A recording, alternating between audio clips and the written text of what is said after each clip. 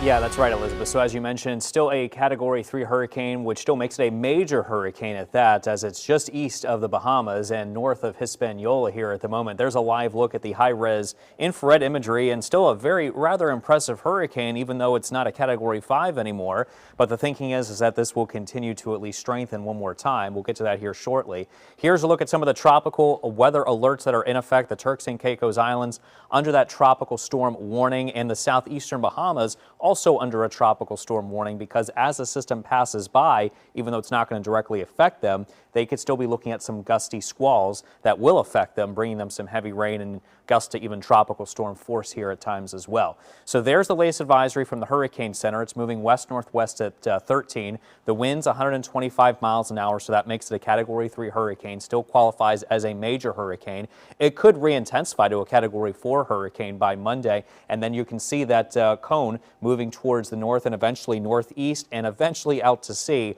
later next week. And it should stay east of the United States, but we're thinking that we will see some strong rip currents and some swells off the east coast of the United States, and same here for Bermuda, while it splits the uprights between Bermuda and the United States east coast. So that's the good thing about Erin, is that even though this was a very strong storm and still is, it's not going to directly affect anybody still. So elsewhere in the tropics, two weather systems that we're currently watching. This one here, it's a tropical wave off the west coast of Africa near the Cape Verde Islands. It's expected to continue moving towards the west and west-northwest. It has a 30% chance of tropical development over the next 7 days. Right now, that's a low chance. We'll keep our eyes on it. No immediate threat here to us in southeast Louisiana, and nothing threatening land here with that system, but just something that we're watching here right now. Now, meanwhile, off the east coast of the United States, another system has a 10% chance of development.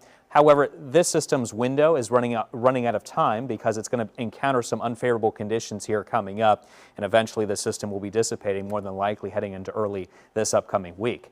In the meantime, here at home, it was a hot day. Look at the high temperature. It was 98 degrees, and not only was that above the average of 91 for this time of the year, but the record was 99, so just 1 degree shy of tying it back in 1995. Here's our current temperature readings. Still pretty warm, into those low to mid 90s. Bogalusa, wow, you're very hot. 98 degrees, 94 currently in New Orleans. And look at the feel-like temperatures. It feels like 107 degrees in both areas like Kenner and also New Orleans. It feels like 105 in Slidell. It feels like 109, just shy of 110 for the feel-like there in Bogalusa.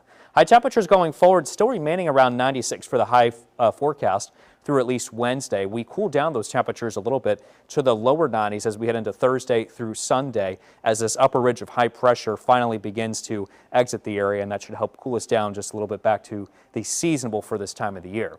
So we have a few showers and a couple of thunderstorms out there now, but they should begin to dissipate as we head to about 9 p.m. this evening.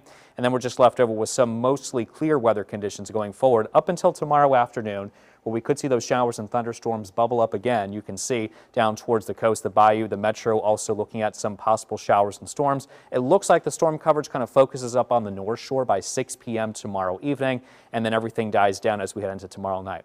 Taking you into Tuesday, a couple of isolated showers and thunderstorms as a possibility, mainly down towards the coast and the bayou locations, and then wrapping it up here as we head into Tuesday night, some leftover clouds, maybe a slight chance of a shower or storm. But the rain chances overall going forward between 30 to 40%. They could see them rise up to 60% here as we head into Saturday. That will more than likely be our next best chance of showers and storms. That's your WDSU First Warning 7-day forecast.